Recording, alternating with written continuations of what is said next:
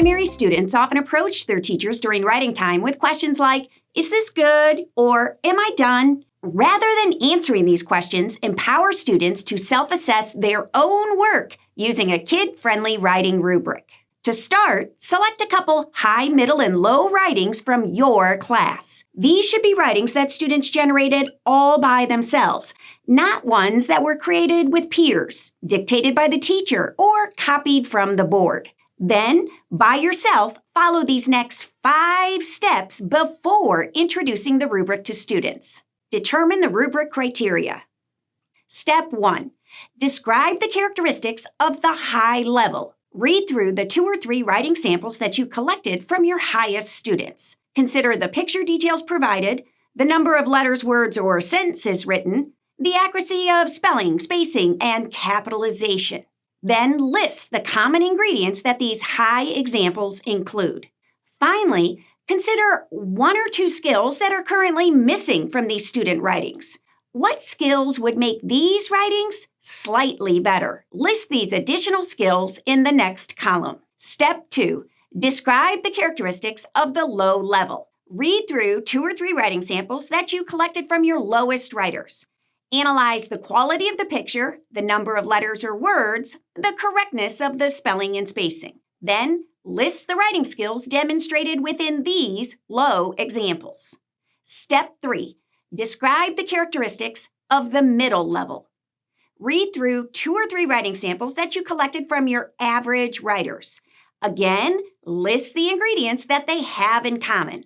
This will include all of the skills listed in the low level and some of the skills listed in the high level. Often, there's a big difference in the expectations listed between the high and low levels. During step 4, you may need to split the middle column into 2 levels to show a more gradual progression. Step 5. Create anchor papers to illustrate the different levels. Young writers are young readers, so we need to visually depict each rubric level. This is where anchor papers or benchmark papers come into play. The anchor papers should all be on the same topic as they will anchor each level with a visual example. Although you use student writing to determine the rubric criteria, you will not use any student writings as anchor papers on the final class writing rubric because no one wants to be the author of the lowest level. Consequently, in step 5, you will create a set of new writing samples that mirror the criteria you have listed for each level. As you choose the topic for your anchor papers, be sure to select one that your students can relate to, but not a topic they would be writing about at any point this year. Introduce the rubric. Once the criteria is listed and the anchor papers are created, it's time to introduce the writing rubric to the students.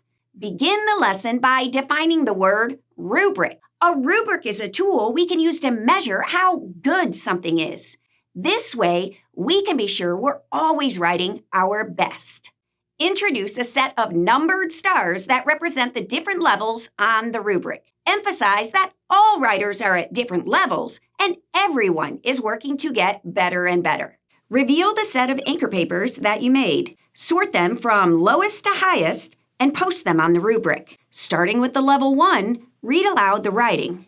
Then, post the corresponding criteria and describe the skills within a 1-star writing. Next, reveal the 2-star anchor paper. Point out that it has all the same skills from level 1 plus more. Repeat this process with the remaining anchor papers until all levels of the rubric have been introduced.